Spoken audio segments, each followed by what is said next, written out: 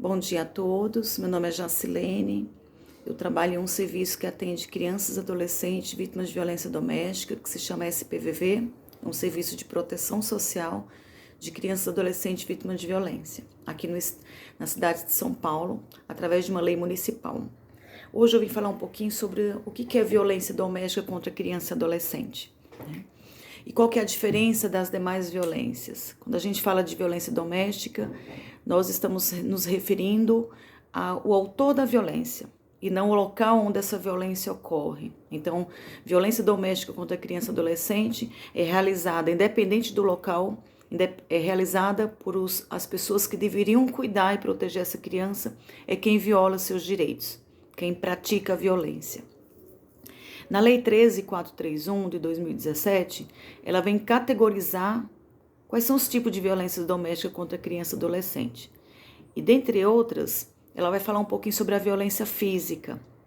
E hoje eu queria me atentar apenas a essa violência física, tão naturalizada na nossa sociedade, onde nós vimos e nos presenciamos pessoas falando que depois do Estatuto da Criança e Adolescente, tudo virou uma oba-oba para as crianças, quando a gente identifica também que nos atendimentos que vários pais, hoje, que levam seus filhos em atendimento, eles também passaram por violência física e foram naturalizados, né? Então, a lei ela vem categorizar os tipos de violência, principalmente fazer a proteção de crianças e adolescentes vítimas de violência, que é a escuta especializada, a escuta de depoimento sem dano e a escuta protegida, como a lei ficou conhecida, né, como a escuta protegida. Então, para falar da violência doméstica, eu começo pelo conceito, e eu trago a Azevedo e Guerra, quando ela traz que as violências é todo ato, mas também toda omissão, né? Então, eu gosto desse conceito que ela vai abrange, né? Ela não vai falar categoricamente de uma coisa, mas ela vai trazer aquilo, a ação, mas também a omissão, né? Então, todo tipo de violência contra criança e adolescente, ela se dá através do ato, seja violência física, psicológica, negligência, abuso, exploração sexual, a violência institucional, mas ela também se dá pela omissão. E se nós viemos falar sobre a violência física, nós identificamos no processo referencial todo o histórico das violências, que a violência física ela foi muito naturalizada, inclusive autorizada pelo Estado, né? Então, a violência ela vai se apresentando de acordo com cada sociedade, como essa organização dessa sociedade. E eu posso trazer um exemplo da palmatória, por exemplo, né? A palmatória era autorizada pela escola, pelo Estado, né? Então, escolas municipais, escolas estaduais, elas usavam a palmatória quando o aluno ou a aluna, ela não respondia adequadamente às respostas, né? Era uma punição. Então, se nós pensarmos que há muitos anos atrás, os professores usavam da palmatória para maltratar uma criança, para violar um direito da criança, naquela sociedade era naturalizado isso, era autorizado pelo Estado, né? Os professores não faziam isso da sua cabeça. E havia uma autorização inconsciente, mas havia uma autorização do Estado, que era natural os professores baterem nas crianças, né? Através da palmatória.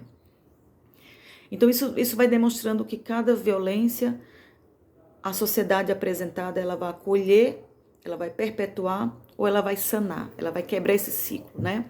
Então, deixemos bem claro isso. Quando acontece a violência física, a gente pode pensar quais são os danos que tem para criança e adolescente. Primeiro, na minha mente, eu tenho que trazer que crianças e adolescentes, eles estão no estado, no desenvolvimento peculiar. É um desenvolvimento diferente dos outros, do adulto, do idoso. Então, a da criança e adolescente, ela está se preparando, né? Biopsicossocial. E aí, os danos, muitas vezes irreparáveis, né? E quando eles são irreparáveis, eles vão levando para gerações futuras. E alguém tem que quebrar esse ciclo da violência, que não é fácil, né? Mas que é possível, sim, com um trabalho sistemático dos vários órgãos da rede de proteção do território, do sistema de garantia de direito, porque nós temos leis que nos embasam aqui atrás, dizendo o que devemos fazer, o que não devemos fazer em relação ao atendimento da criança e do adolescente e de suas famílias. Então, os danos são muitos danos, né, da violência física para a vida da criança e adolescente que eles estão se desenvolvendo, né? E que eles vão sugando das pessoas que estão ao redor dele, principalmente da família, eles vão aprendendo, eles vão sugando aquilo como aprendido para que ele possa reproduzir nos vários espaços socioocupacionais que eles vão ocuparem. Então, os danos psicológicos, por exemplo, né? Ele vai entrar no sofrimento. A partir do momento que ele faz algo que ele não entende, ou que ele entende que é certo ou errado, mas que ele faz essa situação, acontece, e o pai ou a mãe ou o responsável vai lá e bate como punição para que ele consertar, né, para endireitar o filho, como isso foi aprendido há muito tempo atrás, talvez com os nossos avós, os nossos pais. Então é o sofrimento mesmo, né, que eles vão acarretando na vida dessa criança, do adolescente, quando eles passam por uma violência física. Outro dano é a violência cultural, né? O que é a violência cultural? É os danos da violência na parte cultural dessa criança, porque eles vão aprendendo, né, a resolver seus problemas, seja na escola, seja na creche, no parquinho, na rua, onde eles estiverem, socializando com outras crianças, eles vão aprender com os pais dentro de casa, de que algo, quando eles fizerem algo, ou quando eles exigirem algo de um outro e não for aceito, não for resolvido, não der uma resposta adequada, ele vai usar a força física, a violência física, como ele aprendeu aqui em casa, né? Então, é um dano também cultural, no que sentido que ele vai aprender a lidar com suas emoções, com as situações de interação com outras crianças, sejam crianças menores, sejam crianças mais velhas, através da violência física também. Então, é aprendido, né? Outro também é o dano social. Qual que é o dano social? É nessas interações que eles vão estar nos vários ambientes aí. Porque a criança, ela começa a vivenciar a primeira sociedade, que é a família. Depois ela vai para a creche, ela vai para a escolinha, ela vai interagindo também com outras crianças. Ao mesmo tempo que ela vai passando informações, que ela vai dando informações, ela também vai recebendo. Que a gente chama essa dialético, né? Então, da mesma forma que a sociedade me molda, eu também vou moldando a sociedade. Então, esses danos sociais é na própria interação, né?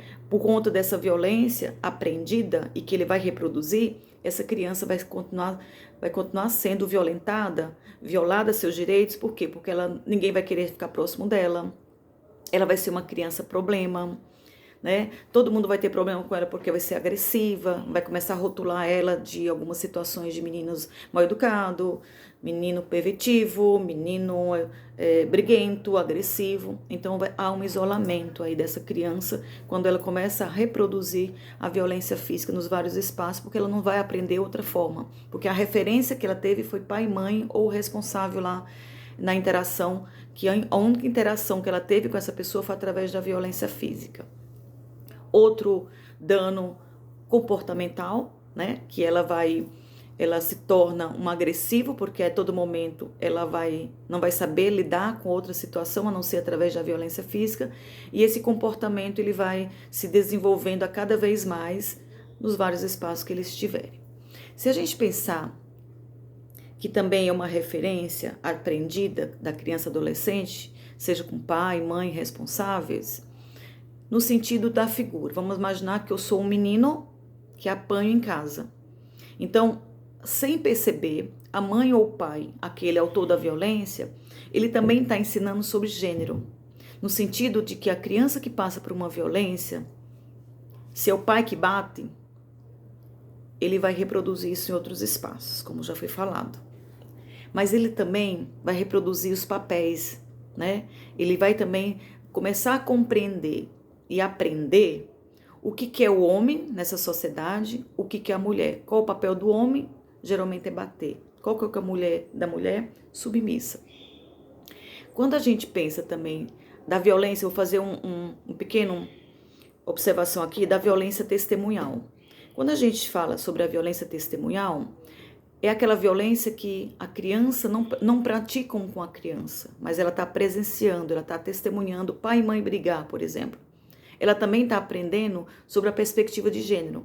Então, ela está aprendendo, se for a menina, eu vou estar aprendendo que é natural o homem bater na mulher. Então, nas minhas relações de amizade, né, lá na frente, nas minhas relações amorosas. Eu vou me colocar no papel da minha mãe. Se eu for um menino e ver meus pais batendo, brigando, discutindo ali, eu estou testemunhando também que a figura do homem, a figura masculina, ele tem que fazer isso com a figura feminina. Então eu, menino, presenciando meu pai e minha mãe brigando, eu também vou estar aprendendo de que em qualquer outro tipo de relação lá na frente da minha vida, eu vou agir de acordo com este homem, porque ele é meu pai, mas é uma figura masculina, é o homem agindo contra a mulher e a figura feminina. Então essas referências, elas ficam muito fortes no desenvolvimento do peculiar da criança e adolescente, porque toda criança, quando ela é pequena, ela quer se tornar o homem, igual ao pai. E se é uma figura feminina, ela quer se tornar igual à figura da mãe, a figura feminina. E ela vai se organizar e ela vai se adequar a esses papéis na sociedade, né? Então, que a violência física ela não seja naturalizada, ela traz dano para a vida da criança, traz dano para a vida do adolescente, e eles vão reproduzindo essa relação aprendida em casa nos vários espaços escolares. E aí eu digo para vocês, então como podemos quebrar esse ciclo da violência? Primeiramente, a gente tem que ter em mente que toda violação de direito contra criança ou adolescente tem que ser notificada ao Conselho Tutelar, porque é um órgão responsável em defesa dos direitos da criança e adolescente. Quando a gente traz na responsabilização, eu não gosto da palavra denunciar, mas na responsabilização de notificar. Se eu sou da escola, eu tenho uma lei que me ampara aqui dizendo que eu tenho obrigação de notificar casos de suspeita ou confirmação. Muitos profissionais, eles têm medo, eles ficam ansiosos em dizer para um outro órgão o que aconteceu, porque eles não viram, eles não presenciaram. Então nós, qualquer serviço, como a população também, pode notificar o Conselho Tutelar, porque não precisa provas, não precisa dizer se houve ou não houve, é na suspeita. Se relata a situação, né, ouvida ou vista, né, e aí o Conselho vai chegar próximo dessa família, identificar quais são as vulnerabilidades dele, quais são as violações de direitos ocorridos e vão encaminhar para o serviço adequado aí de atendimento aí de criança e adolescente para que essa criança seja ouvida, que esse adolescente seja ouvida, mas também seus pais sejam ouvidos, né? Então, o mais importante é a gente saber que a gente precisa notificar em caso de suspeita ou confirmação de violência física. Isso é um dever do profissional, um dever do cidadão. Quando a gente fala que é um dever, eu estou amparado na Constituição Federal no artigo 227, quando diz que em relação à criança e adolescente, é a família, é a sociedade, é o Estado que é responsável. Então eu sou responsável pelos filhos de vocês, por todas as crianças do Brasil, como vocês e toda a sociedade é responsável pelos meus filhos. Né? Então, essa responsabilização ela é mútua. Eu tenho que me responsabilizar e cuidar de todas as crianças, aquelas que eu conheço e aquelas que eu não conheço. Né?